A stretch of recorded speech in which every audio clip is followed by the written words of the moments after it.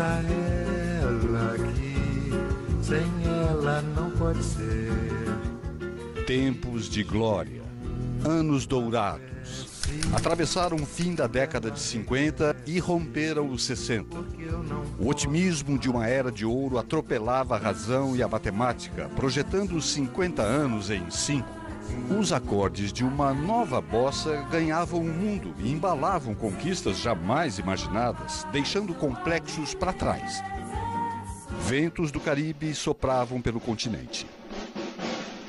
O charme dos barbudos da Sierra Maestra e seus feitos arrebatavam corações e mentes da juventude. Ernesto Che Guevara falava em revoluções pelo mundo. A promessa de 2, 3, muitos Vietnãs soava possível. Nossa luta vitoriosa trajo duas consequências. El despertar de los pueblos de América que vieron que se podía hacer la revolución. No Brasil, Jango falava em reformas. O governo, que é também o povo e que também sou o povo perfeito, reafirma seus propósitos inabaláveis de lutar com todas as suas forças pela reforma da sociedade brasileira. O pavor de uma nova Cuba e das palavras de Jango foram definitivos para a marcha de militares e boa parte da sociedade brasileira sobre a legalidade. Os extremistas ameaçavam entrar em choque e não faziam segredo da posse de arsenais e depósitos clandestinos de munição.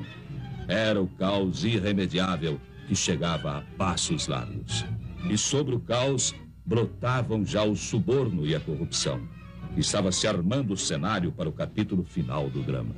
Um drama de consequências imprevisíveis e que ninguém na época poderia dizer ao certo como iria terminar. Pelegos, agitadores, bajuladores e adesistas, aventureiros e por trás deles o comando vermelho dos comunistas. O golpe se deveu muito a isso, essa percepção da elite política brasileira de que os avanços populares poderiam ser grandes demais. Nas sombras, a Casa Branca se movimentava. O Brother Sun avançava.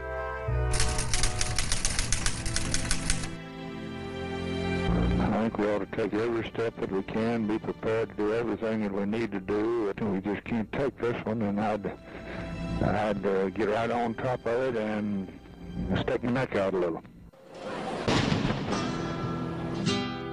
Era a senha para o fim dos anos de ouro. Sob a nossa responsabilidade, a população do Brasil, o povo, a ordem. Assim sendo, declaro vaga a presidência da República.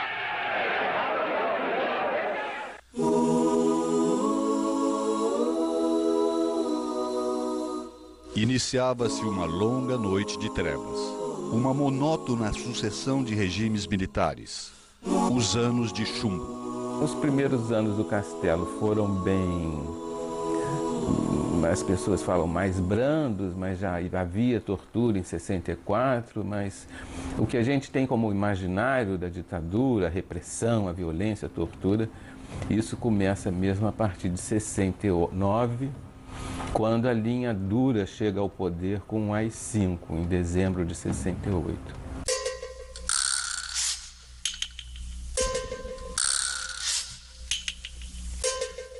Em um dos seus primeiros atos, Castelo Branco cria o SNI, Serviço Nacional de Informações. Uma imensa rede de informantes e agentes secretos transforma o país em um estado de segurança nacional.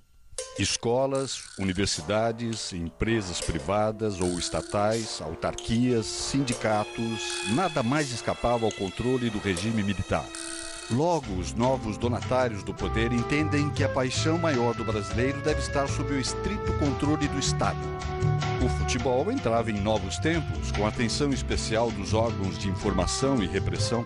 Ficava na mão deles, E assim toda a sociedade. A questão, por exemplo, do emprego público foi um instrumento vital para controlar a sociedade brasileira. A questão dos sindicatos, a questão dos clubes esportivos, tudo isso que depende de um aval de qualquer coisa dada pelo governo, e naquela época tudo rigorosamente dependia, podia ser manipulado por esse esquema. Então isso também é uma forma de controle, de repressão, de violência, e a gente não deve ter essa ilusão de que a ditadura brasileira não foi violenta e prejudicial também nesse sentido que eu estou falando, né? Ampliando as lições deixadas pelo Estado Novo varguista, o futebol não é visto apenas como algo a ser controlado. Com imenso potencial de propaganda, a modalidade é mais do que nunca trazida para perto do governo. Na primeira Copa do Mundo do regime militar, a seleção brasileira se transforma em um circo mambembe. No Palácio das Laranjeiras, o presidente da República recebe diretores da CBD e os jogadores que regressaram invictos de excursão recente a vários países da Europa e da África. Ao cumprimentá-los, o presidente Castelo Branco elogia os craques da seleção que em Londres disputará a Copa Mundial de 66. O regime militar confiscou os símbolos nacionais, ele se apropriou desses símbolos nacionais, né?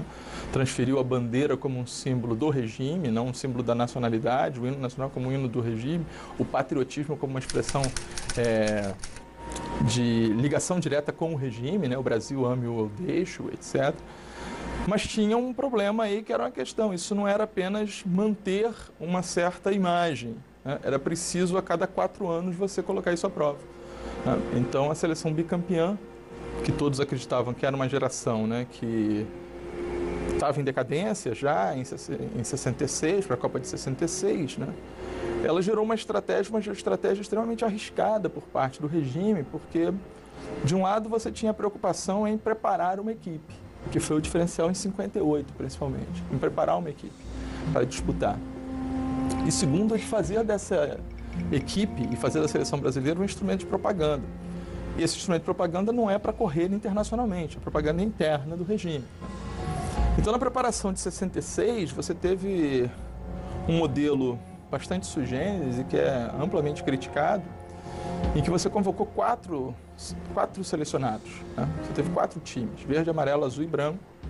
Ao mesmo tempo, esses jogadores ficaram no mínimo 3 meses em preparação no Brasil, e cada uma dessas equipes tinha um itinerário pré-definido entre o governo e a CBD, percorrendo uma série de cidades que eram consideradas cidades estratégicas, tanto capitais quanto cidades importantes do interior, principalmente de Rio, São Paulo e Minas, né?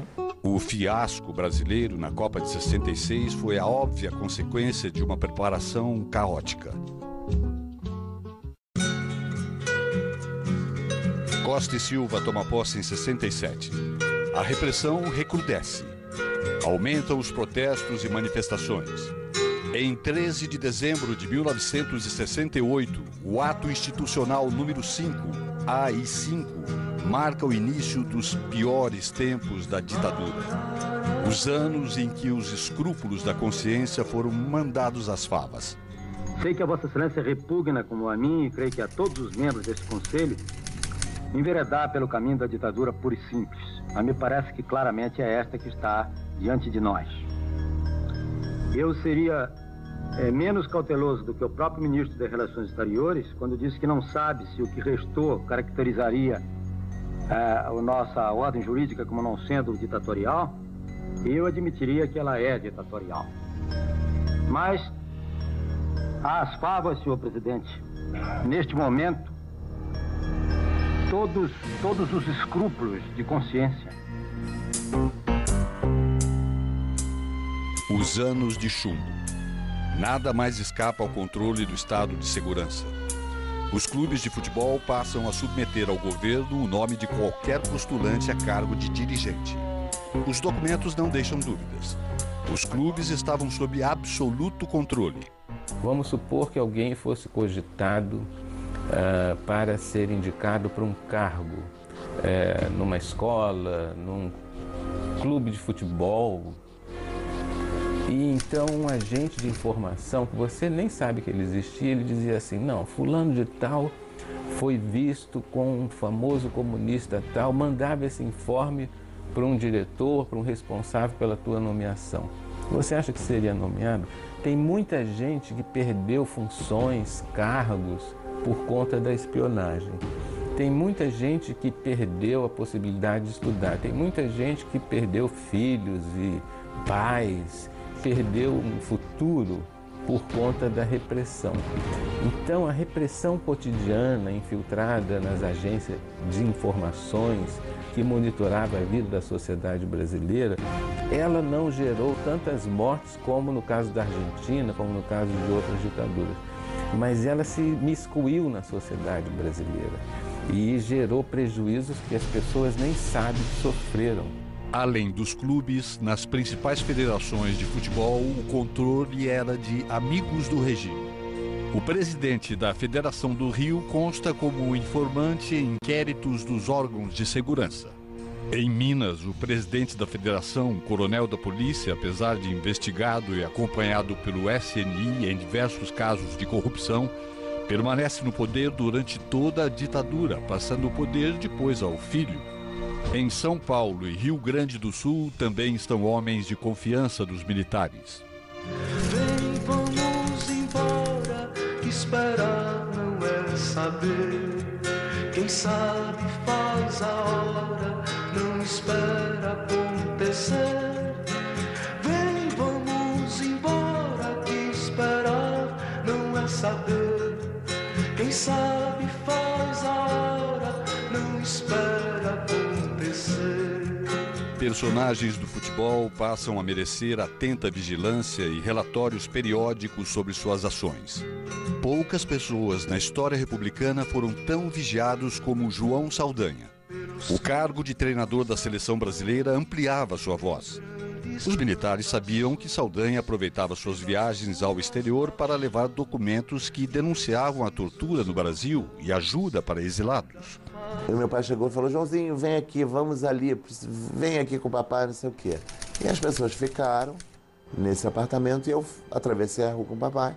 E o papai chega, a gente anda assim, digamos, uns 100 metros. Ele fala: tá vendo aquele moço ali? Entrega isso aqui para ele. Era um pacote, eu não sei te dizer o que havia dentro do pacote, não sei mesmo.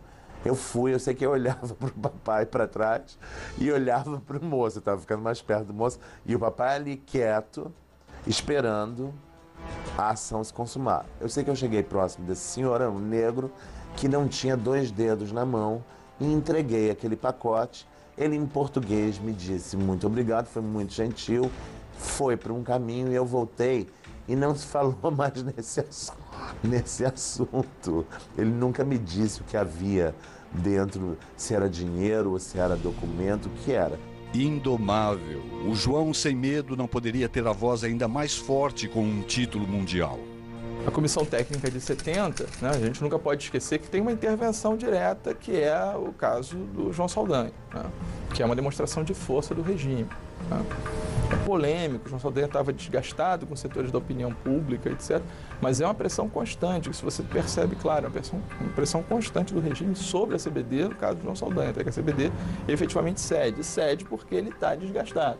A saída do João Saldanha é uma intervenção direta do regime militar. Uhum. É isso? É claro. Isso é claro, entendeu?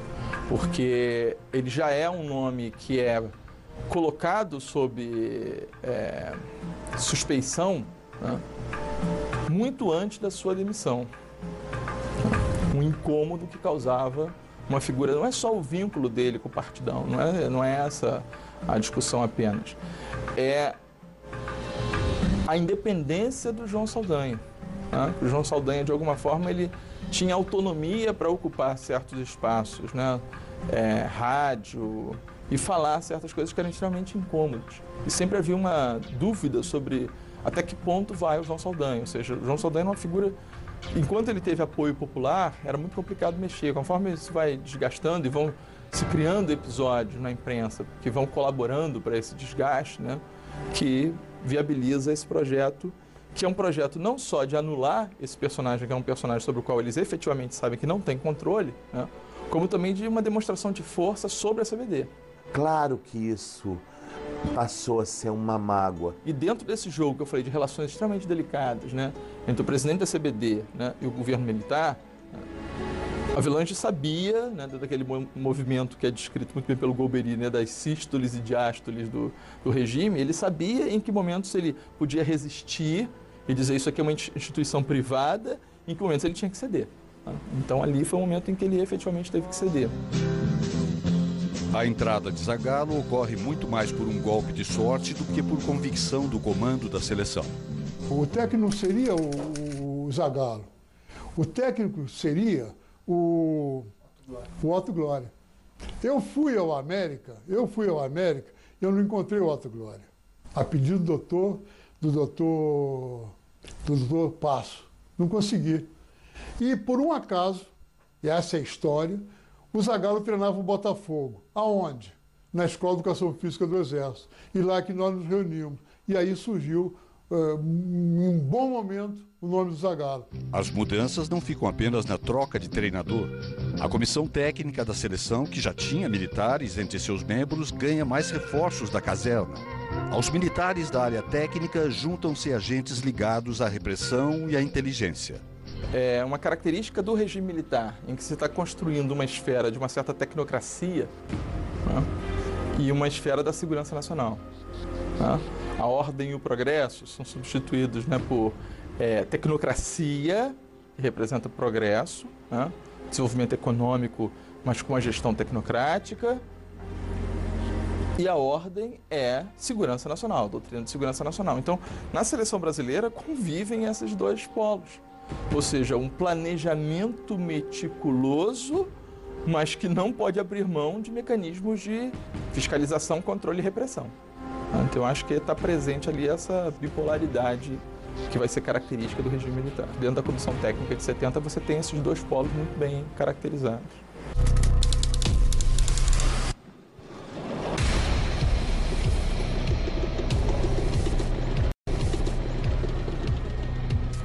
Estamos trancados no paio de pólvora. Além da queda de João Saldanha, os militares impõem à CBD o brigadeiro Jerônimo Bastos na chefia da delegação. Este, por sua vez, leva para a chefia da segurança um agente da repressão, cujo nome consta nos dias de hoje nas listas de envolvidos com tortura. Provavelmente o nome da repressão que João Saldanha prometeu revelar em uma crônica do Jornal do Brasil anos depois. Vou escrever uma matéria sobre a presença exigida e por mim repelida de policiais espancadores na concentração. Foram barrados por mim, mas depois eu fui barrado por eles. Afinal de contas, estavam no poder. E que poder? Um mistério que persistiu por anos e acaba aqui. Personagem até hoje pouco conhecido e revelado. O Major Roberto Câmara Ipiranga dos Guaranis.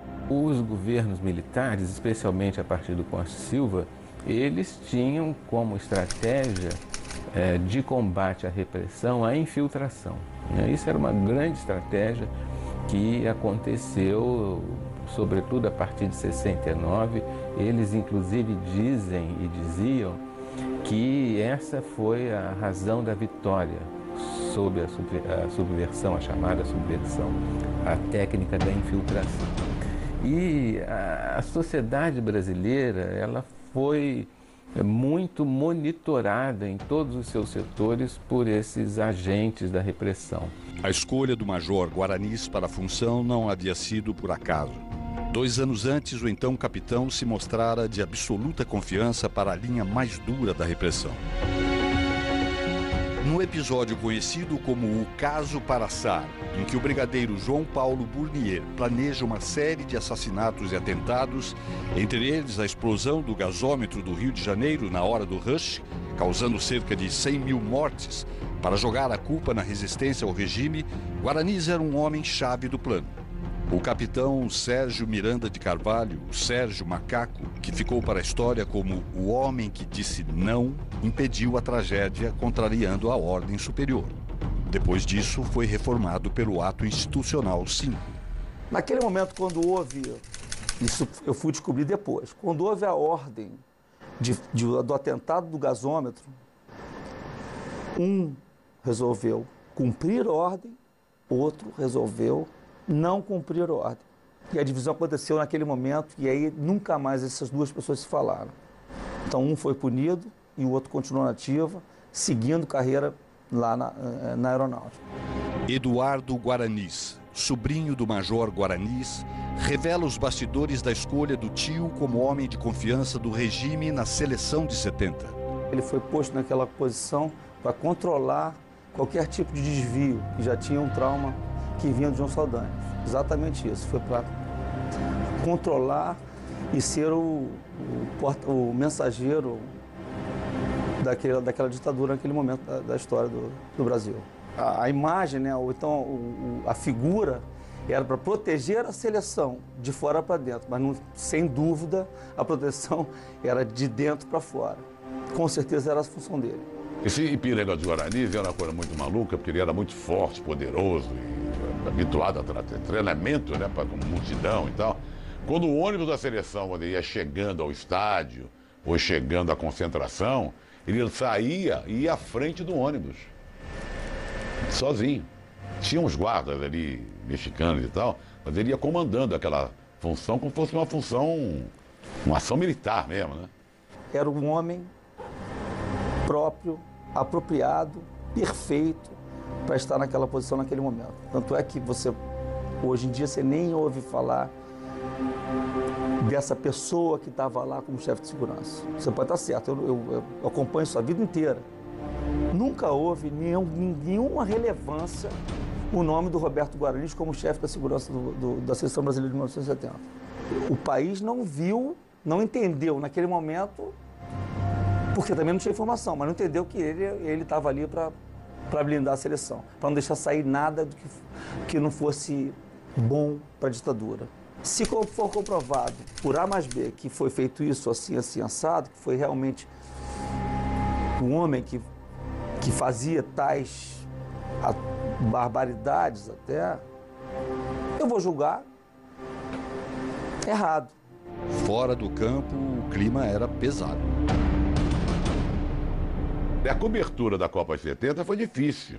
Quando a gente foi para o México, você tinha o credenciamento da Copa e o credenciamento da Seleção Brasileira. Você não podia entrar no hotel da seleção, que era um motel ali em Guadalajara, ou lá em Guanajuato, simplesmente com credencial da Copa do Mundo. Você tinha que ser aprovado pela segurança, pelo crivo do militar ou dos militares para poder cobrir a seleção brasileira. Você deixava um documento, preenchia um formulário. O João Saldanha foi impedido.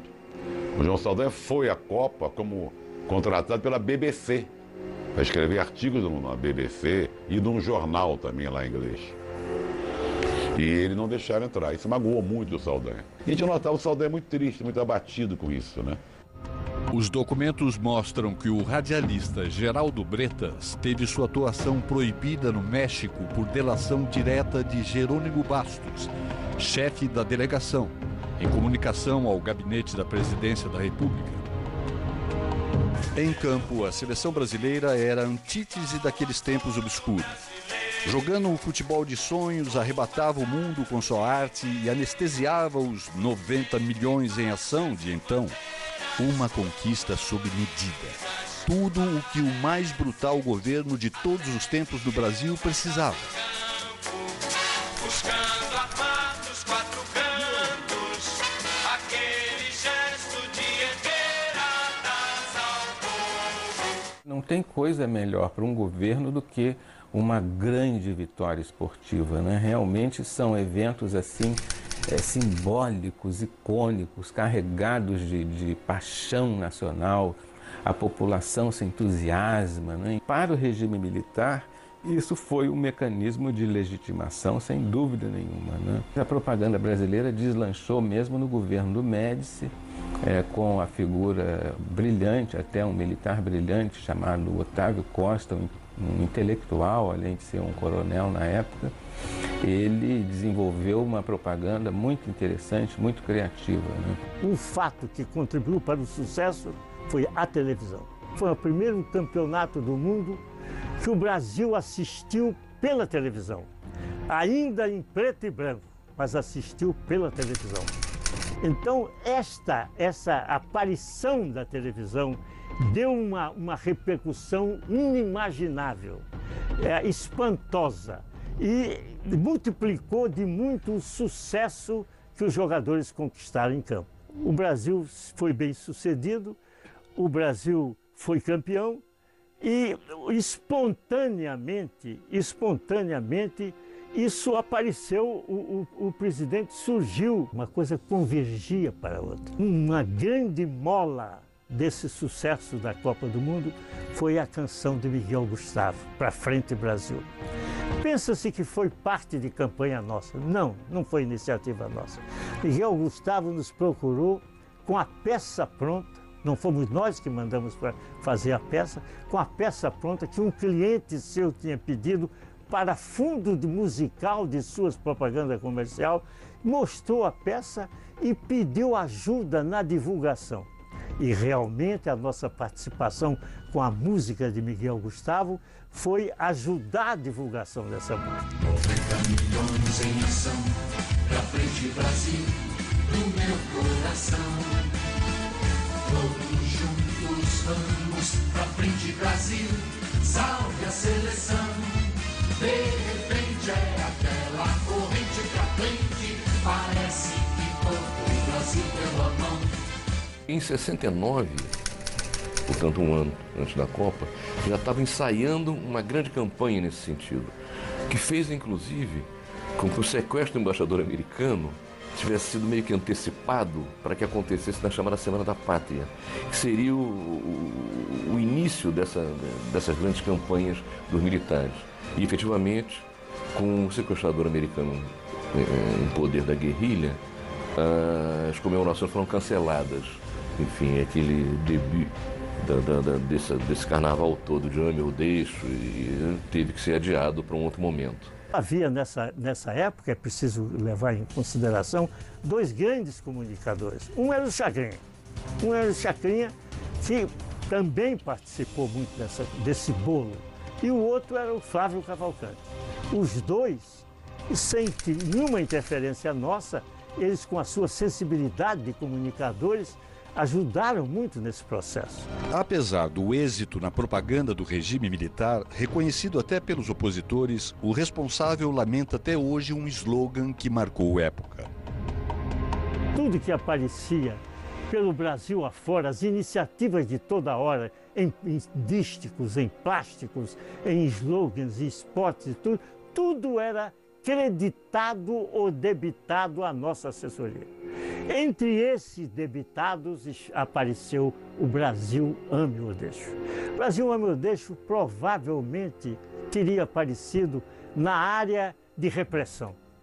Que a área de repressão também tinha o seu núcleo de comunicação. A área de repressão a que eu me refiro é São Paulo, o Segundo Exército,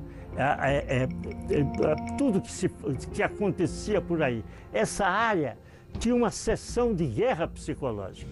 Então, eu estou convencido de que este slogan, Brasil Ame ou Deixo, é um produto de guerra psicológica, dessa assessoria de guerra psicológica da Operação Bandeirantes. Discordo de tantas coisas que chegaram a fazer e que vinha a saber até depois, mas acredito que esse poder dos órgãos de informações foi absolutamente avassalador. Todos juntos vamos pra frente Brasil, Brasil, salve a seleção. Nas ruas e nos lares do Brasil, os 90 milhões em ação da canção eram embalados pelo sucesso de Pelé e companhia. Nas masmorras e nos subterrâneos da pátria, tortura e morte tornavam-se regra. Umas sessões de tortura muito longas, 7, 8 horas. Cadê o Marighella? Não sei. Eu não conheço ele.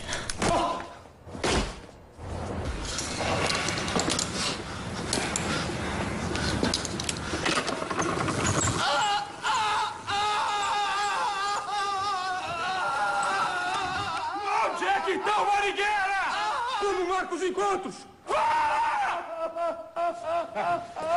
Faz o plano de errada, vai, seu caralho! Você fica num estado muito animal ali. Você está sujo, frequentemente está sujo de xixi e de cocô, tem os choques, às vezes você tá com sede, você está com fome, você está sofrendo uma dor física muito intensa, e há toda uma tentativa dos torturadores de fazer com que essa coisa animal acabe prevalecendo sobre o que você pensa, o que você quer, o que você acha, a tua vontade, enfim, é uma tentativa de destruição como ser humano da pessoa. E é uma briga mesmo braba, é uma briga braba em que conta muito a inteligência, a coragem física, a disposição de enfrentar os sacrifícios e um jogo também que funciona, por exemplo, de você jogar com informações falsas. Eu fui preso com uma chave, que era de onde eu morava. Uma chave abre uma porta, eles diziam. Mas eu podia ganhar tempo. E para que as pessoas que moravam comigo pudessem sair. Então ganhava tempo dando endereços falsos, etc. e tal, voltava, era mais torturado. Tem esse jogo, que é um jogo que se o torturado não perde o controle, pode ser jogado. E muitas informações caducam. É um jogo que vai sendo jogado, informações vão caducando, e cada informação importante que caduca é uma vitória do torturado, e essa vida vai sendo levada assim. Quer dizer, eu não sabia se iam me matar ou não. Na época, inclusive, a informação que eu tinha é que eu morreria. De certa forma, sou um sobrevivente. A situação mais difícil que o ser humano possa ser levado é essa, porque é uma tentativa de quebrá-lo como ser humano. Fazer com que a dor física se sobreponha a tudo que ele pensa, que ele sente, que ele quer, etc. Mas depois houve o sequestro do embaixador alemão, que libertou 40 presos. E eu estava entre esses presos e fui, então, para a Argélia. E na Argélia eu pude ver o jogo final, Brasil e Itália. De novo, houve essa polêmica, torcer ou não torcer, etc. Polêmica que se acabou com o 4º gol do Brasil, quando o Carlos Alberto fez o gol, e todo mundo já gritou, etc. e tal, e aquela racionalidade mais fria de alguns foi por água abaixo.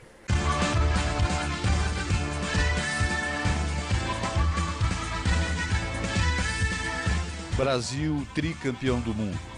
A resistência destruída. O milagre econômico em curso. O Médici também era uma pessoa muito popular. É preciso lembrar isso. O general Médici presidiu o Brasil durante um período em que houve muita repressão. Então, para a memória da esquerda, para a memória das pessoas que atuavam nas ações armadas urbanas, o período do Médici é o quê? É um período de repressão. Mas para a memória das pessoas comuns que estavam vivendo o milagre econômico, com crédito para comprar geladeiras, fogões e carros, o governo do Médici era ótimo, né? Então nós temos essa complexidade aí da história. Por um lado, o período de auge da repressão, que era censurada, então ninguém sabia disso, e por outro lado, esse governo popular graças ao desempenho do chamado milagre econômico brasileiro. Já não havia limites para o regime militar. O futebol e seus personagens passam a ser ainda mais monitorados. Os arquivos não deixam dúvidas sobre uma outra grande vítima do estado de segurança implantado, Afonsinho, acompanhado em todos os passos, aqui e no exterior. Outra coisa também que ficou muito marcado para mim, quando eu fui para o Santos e fizemos uma excursão, e na volta dessa excursão, alguns dias depois, o jornalista do jornal de Santos teve uma atitude muito digna comigo, né? E eu tenho procurado até identificá-lo para poder agradecer até pessoalmente. Ele me disse que tinha sido procurado por órgãos de segurança, querendo informações sobre o que eu fazia na excursão. Tenho a consciência nítida de que eu merecia ser chamado, pelo menos fui em seguida à Copa de 70. Houve até muito comentário, foi muito comentado na imprensa e tal, que eu não ter sido convocado naquele momento, né, era estranheza e tal. Foi uma relação direta mesmo, né? Equipes de imprensa que viajavam para a cobertura de uma competição estavam sob vigilância. João Saldanha seguia ainda mais vigiado. Nos relatórios do Serviço de Informação, seus comentários no rádio eram vistos como incendiários e, portanto, deveriam estar sob controle. Até João Avelange era vigiado pelos órgãos de informação. E o Avelange, a princípio, ele passa a ser monitorado e submetido a inquéritos policiais militares, a princípio com essa aura da corrupção, né? Se denunciava, né, irregularidades na obtenção de empréstimos, por exemplo, para a compra do imóvel definitivo da Confederação, né, de como ele tinha tido acesso a certas informações sobre o trâmite do mercado imobiliário, como ele tinha tido condições de captar um empréstimo com juros e condições de pagamentos muito favoráveis. Dizer, olha, isso aí está, de alguma forma, indicando que há um jogo de interesses e pode ter, né, uma rede de corrupção aí que possa ter mapeada a partir do Avelange. Quando a gente vai pesquisar, né, e entender o porquê dessa preocupação com o Avelange, ela vai muito além dessa questão da corrupção, né? Ela vai por conta de um vínculo familiar que o Avelange tem com o Juscelino. O caso Avelange, nós sabemos, né, de uma grande habilidade política, né? E o Avelange, desde o primeiro IPM ao qual ele foi convocado, ele se recusou a levar um advogado e ele levou um general para acompanhá-lo, um amigo general. E isso dava aos seus algozes ali naquele momento, né, uma certa preocupação. Pelé também tinha os passos monitorados.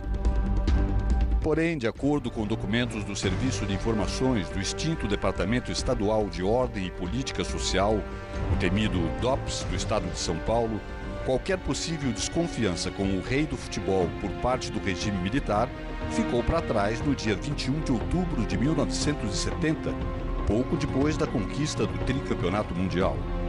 Segundo os relatórios do DOPS, em visita ao gabinete do diretor-geral do órgão, Pelé contou que em jogos realizados no México e na Colômbia foi assediado por comunistas para assinar manifestos contra o governo brasileiro e que não concordou por ser contrário ao comunismo. O documento informa ainda que Pelé se prontificou a deixar isso público em pronunciamentos nesse sentido se fosse julgado conveniente. Tentamos ouvir Pelé através de seu assessor sem obter resposta.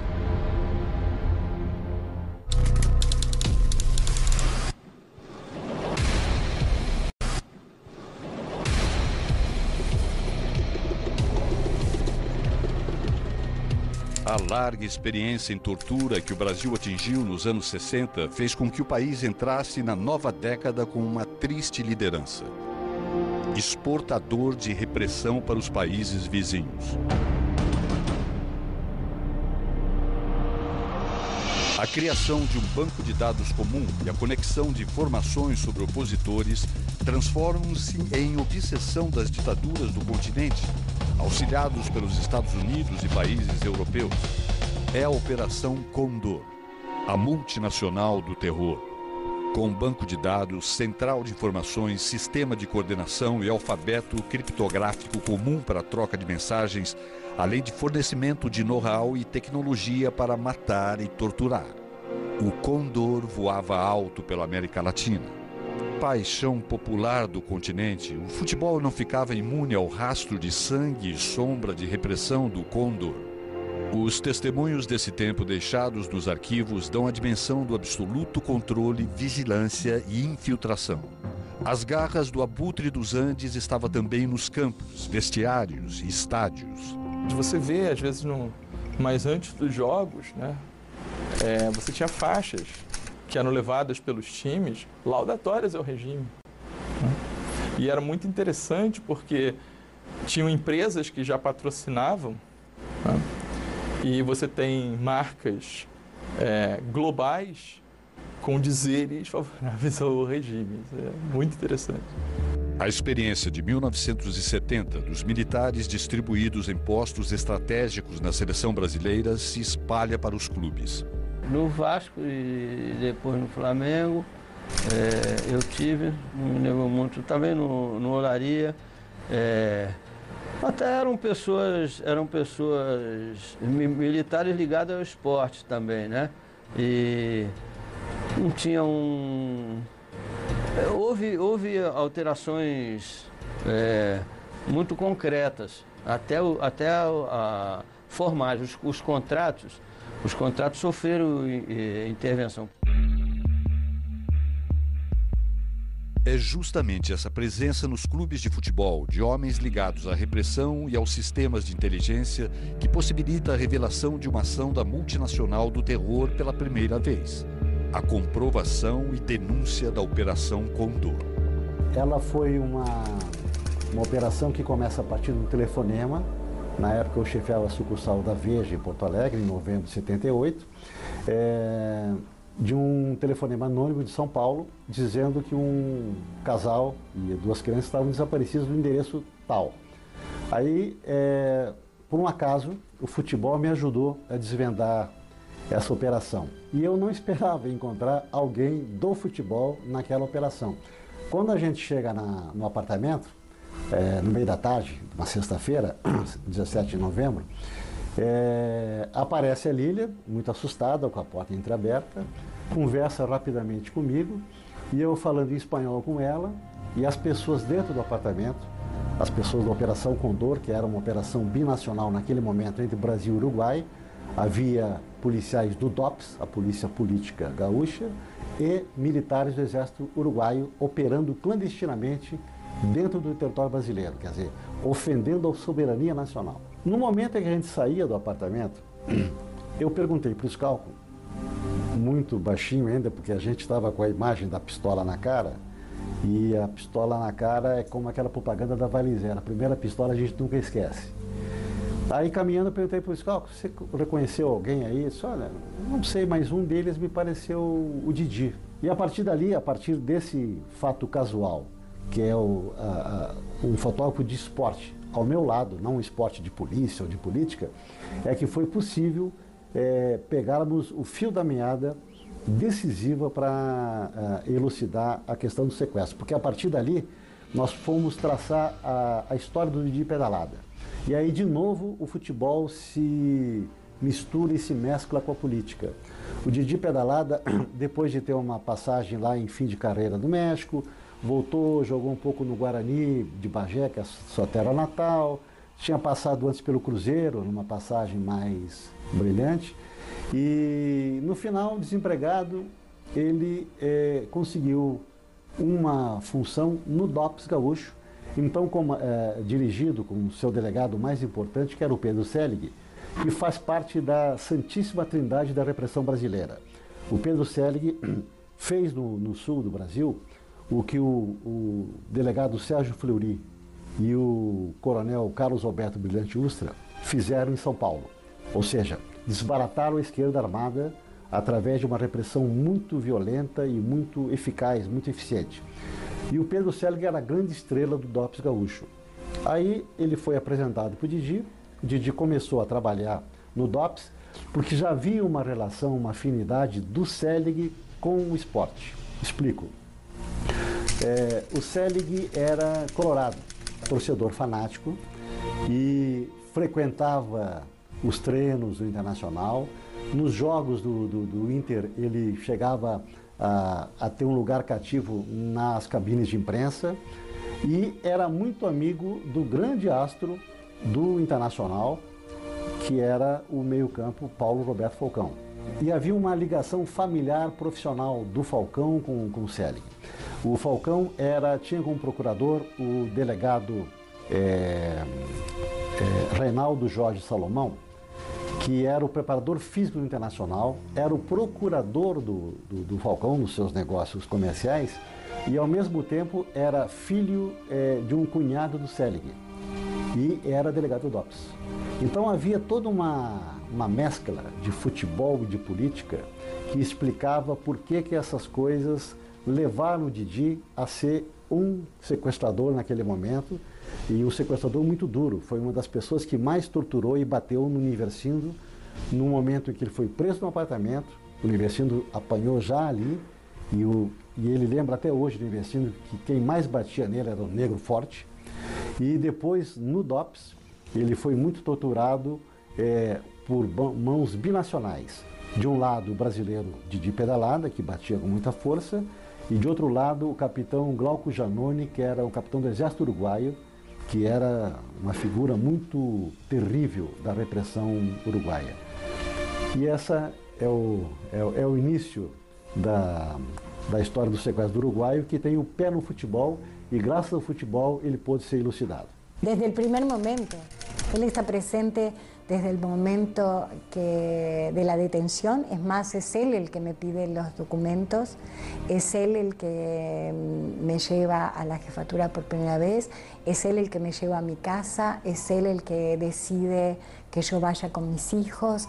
O sea, él está en todo momento presente. O delegado Pedro Selig era um homem de sucesso, né? Era um homem temido, e ele fazia esse trânsito entre o futebol e a repressão, e hoje ele é uma figura esquecida, né? Injustamente esquecida, porque ele devia ser muito lembrado pelo que fez e lembrado pelo que ele representa, principalmente pela impunidade que ele encarna junto com o coronel Brilhante Ustra, que é o homem que inventou o doicode da Rua Tutóia, onde morreu o jornalista Vladimir Herzog, e que hoje mora aqui em Brasília, impune como todos os outros. Era a voz decisória, digamos, del operativo. Momentos assim de tortura, assim, de Selig? Também. Presente? Sim, totalmente, sim, sempre. Sempre presente? Sim, sempre.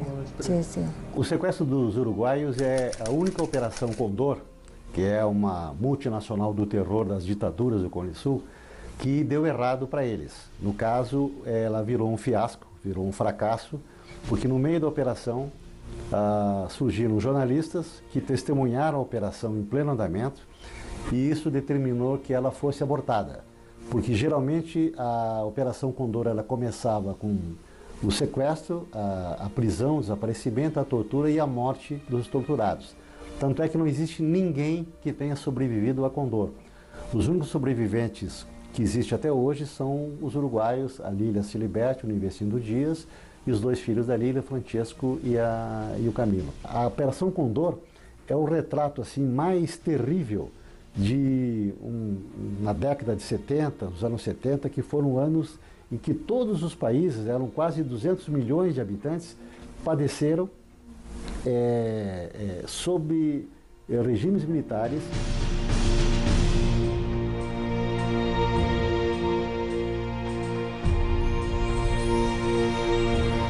Os arquivos estão sendo abertos, a memória sendo recuperada, a verdade sendo construída, para que nunca mais donos do poder digam que nada tinham a ver com o genocídio de tanta gente, para que enfim seja possível pavimentar a estrada que leva ao nunca, nunca mais.